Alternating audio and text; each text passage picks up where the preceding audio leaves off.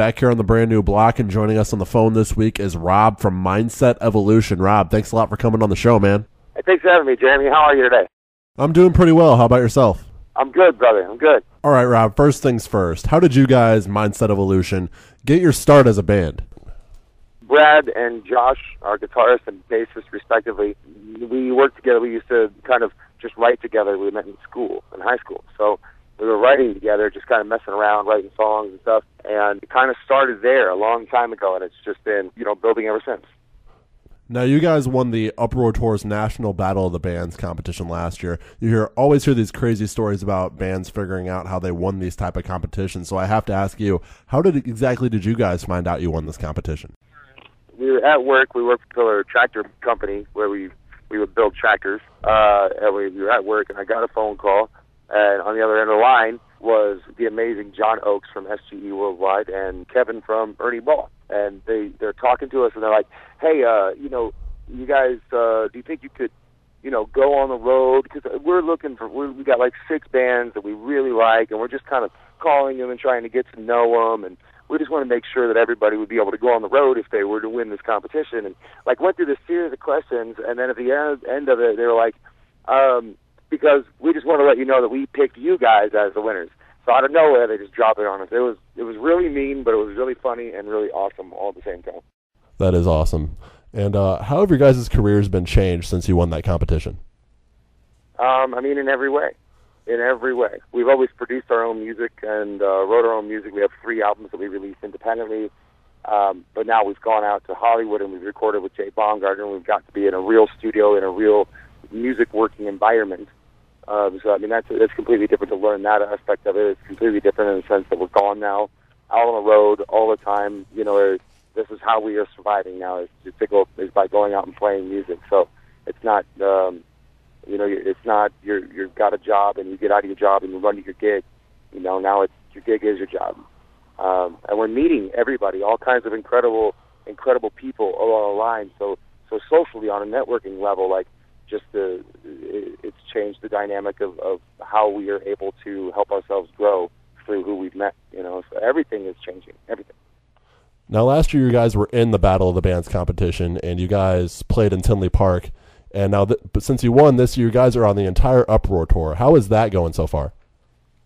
Yeah, dude, amazing. Amazing. I can't even believe it. If you go to our Facebook page, facebook.com/Mindset Evolution, we've been posting pictures of every gig that we play, every stop that we make on the tour, and it's nuts. The crowds are huge, and they're so hungry for music, and they're there for that reason. And I think sometimes bands, have a hard time because they get into a venue where it's just, they're not, the people aren't necessarily there for music or even their bands. They're there to hang out because it's a venue and because they're going to have a drink or whatever. It's not always for that purpose, but this tour, the way that it's built from start to finish is so completely amazing. It's just an awesome ride in rock and roll. So the crowds are awesome. The shows are awesome. Everything about the Uproar Festival is awesome.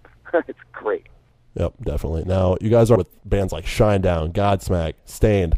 Have you met any of the guys from any of these other bands, and have they given you any advice about being in this business? Yeah. I've met pretty much all of them. They're all really cool people.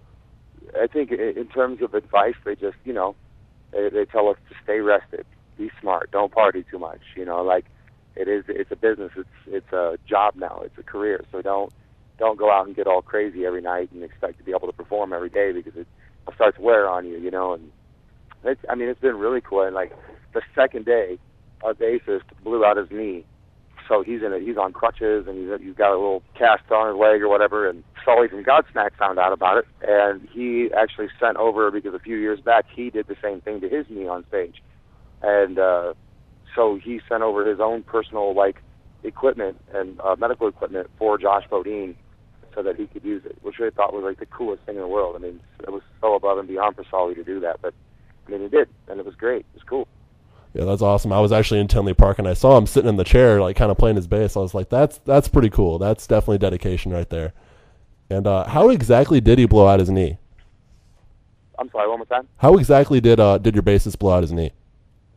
It's just one of those things. It was silly. It was nothing spectacular, although we tell a story about a bear chasing him and going through the woods of Arkansas. And but what actually happened was just, your knee bends one direction. Well, his kneecap slipped, and his leg went the absolute opposite direction that your leg normally goes, and just folded right in half underneath of him. Was this right in the middle of your guys' set? All he did was step back. That's all he did. He just took a step, and his knee just gone. Wow. Was that right in the middle of your guys' set? Yeah. Oh, wow. Yeah. It was scary. It was scary. And, we actually had to stop playing, and the EMTs rushed up to help him, and they get him up off the ground, and they're taking him away, and I see him looking back at me, and I'm like, what, dude, what? And he's like, tell him I want to stay. I was like, dude, just go to the hospital, man. And he's like, no, I want to finish it. So like, all right. So they brought him back over, and they set him down, and even in that much pain, he still managed to finish out the set, the last 3 songs, and the crowd was amazing. Everybody was super supportive, so it was a pretty crazy moment. Yeah, that's definitely an awesome story, though. All right, final question for you here, Rob. What's in store for you guys post Uproar Tour? Post Uproar Tour, there's some exciting things happening for Mindset Evolution that I'm not really allowed to disclose completely at this time. Okay. But we are making a lot of really great friends, and we're hopefully going to be able to go make some really great music with one of our dream producers and put out a full album in the next year, possibly do more tours that are, instead of the festival setting, like a legit tour. We've made some friends that are interested in taking us out on the road next year. So hopefully it'll be a brand new album and a whole lot of touring and a lot of great news that we get to share with our friends and fans and family. All right, we've been here with Rob from Mindset Evolution. They have a couple EPs out in stores, so definitely go and check that out. And Rob, thanks again for coming on the show. Jeremy, thank you so much for having me, man. And everybody, go out there and rock out. Have a great time. Come out and see us.